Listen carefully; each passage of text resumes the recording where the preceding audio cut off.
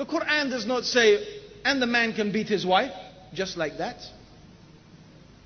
The Quran is clearly telling, first of all, that Allah has given the man a responsibility. A responsibility to ensure that his family, his wife, his children are following the straight path. The straight path that leads to Allah. The straight path that leads to paradise and goes away from the hellfire. This is the responsibility the man has been given. Now all of us recognize, for example, that any government has the responsibility to care for its citizens. Is that true or not? Yes? And does not every government have the responsibility to prevent criminal action? Yes or no? Isn't it the responsibility of government to arrest the thieves and the murderers and the rapists?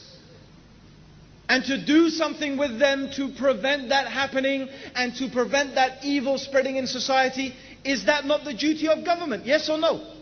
And don't we all recognize that governments are allowed to use some type of force in order to arrest such people and to prevent them from their harm? Yes or no? Is there one place on the face of this earth, except maybe some little island somewhere there's only 10 people, and they're all related maybe, where you don't have a police force who has to arrest people, who prevents riots, who prevents evil? Is this true or not? You have every country, every place in the world, this exists. Yes or no? Yes. So we recognize that those in authority have the right to use force if they have to prevent some evil taking place. What is the problem, therefore? That Islam has given the head of the household some allowance to use a type of force in order to prevent his family from falling into evil. And that force has conditions on it, and it has prerequisites to it.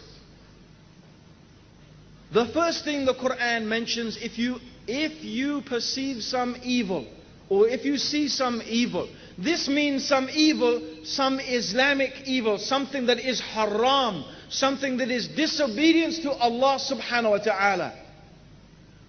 And Allah also mentions in these same ayat that the believing women, they are obedient to their husbands and they guard in their husband's absence their chastity. So if someone sees that his wife is going astray or his family is going astray, then Allah has given a system of correction to prevent this crime that will lead to something much worse than prison, lead to the hellfire. First, Allah said to the man to admonish the wife. First you tell her, like you would tell anyone, giving them dawah, with maw'idah, with a nice exhortation. وَجَدِلْهُمْ بِالَّتِي هِيَ أَحْسَنُ, and explain to them in the nicest way. بِالْحِكْمَةِ, with wisdom. Oh my wife, don't you see that Allah said this? And don't you see that the Prophet ﷺ said that? And aren't you afraid of Allah's punishment? And don't you want Allah's reward? And this is the wisdom and the benefit and the reasons behind this, that you should do this and this and this. So this is the first stage of advising his wife, of exhorting her, of teaching her, of reminding her. If this does not work, then he can take another step. And another step is that he turns his back on her in the bedroom.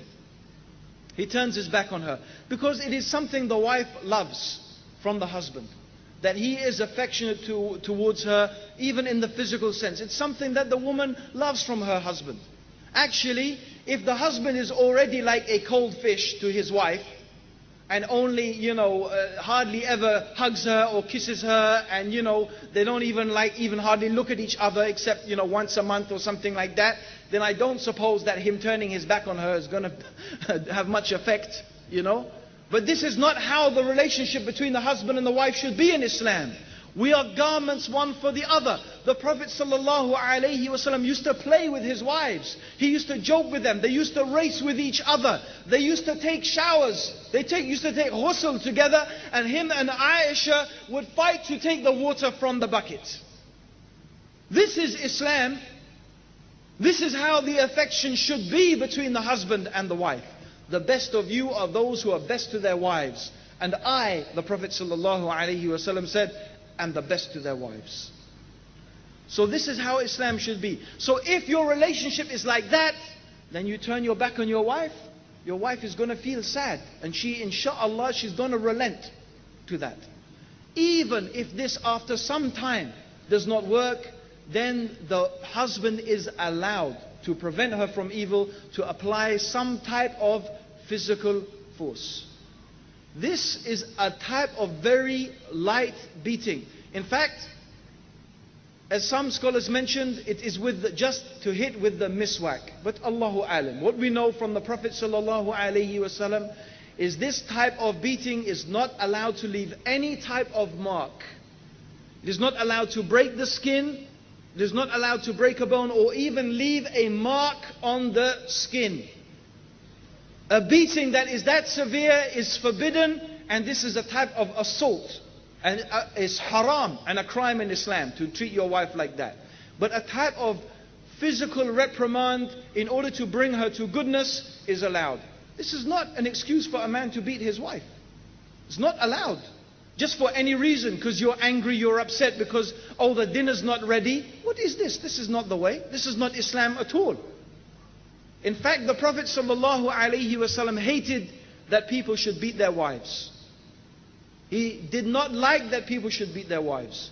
In fact, he said, the best of you are not those who beat